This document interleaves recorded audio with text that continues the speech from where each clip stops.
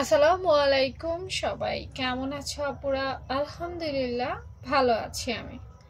আজকে আমার আপুদেরকে বলবো, কামিজে যখন কেউ তোমাকে বলবে যে বুকের সামনে টান খায়, তারা কি করবে?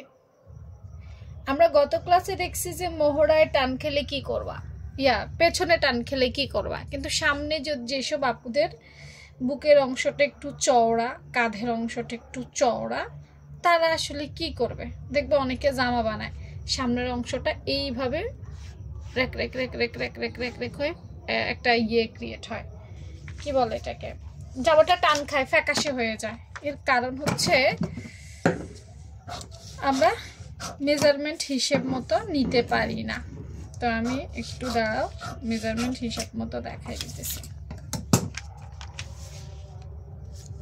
মনে করো এই হইছে একটা জামা, এই হইছে মোহরা, হইছে বডি টডি, ওডি আমরা বাদ দিই। খেয়াল করো, একটা জামার সামনে অংশ বেস্ট বড় হইলে তোমার সামনে টান খাবে, এটা খুব নর্মাল একটা বিষয়, এটা তোমাকে মেনে নিতে হবে। যখন তুমি জামাটা এখানে কাটবা তখন কিন্তু এই জায়গাটা টান খাবে। যাদের সামনে টান খায় মনে রাখবা, মনে করো তুমি একটা জামা বানাইছো, এই জায়গাটা টান খায়। এখন গলাও বেশি বড় করতে পারবে না, কারণ গলা বেশি বড় করলে আবার সামনের বেস্টের পার্ট দেখা যাবে, প্রাইভেট পার্ট দেখা যাবে। তুমি কি চাও এটা দেখা যাক? তুমি তো চাও না।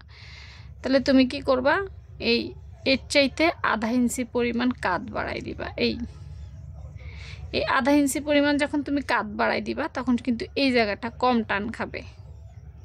কথাটা বুঝছো? আগেই তোমাকে সিস্টেম করে নিতে হবে।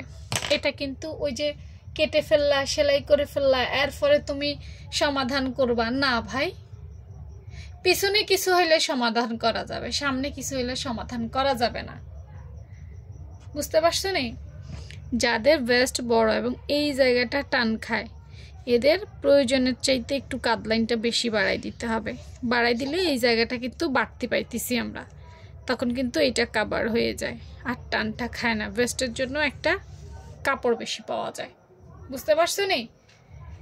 তো এই ছিল সমাধান। আবারও লাস্টে আমি বেসিকটা বলে দেই, যাদের সামনে বুকের সামনে টান খায় কেউ বলবে তোমাকে, তখন সেই জামাতে কাঁধ লাইন আগের চাইতে আধা থেকে 1 ইঞ্চি, 1 ইঞ্চির প্রয়োজন হয় না, আধা ইঞ্চি 1.5 ইঞ্চি হইলেই হয়ে যায়। এটা আসলে ডিপেন্ড করে ভেস্টের উপরে, কার কতটুকু বড় সেটার উপরে।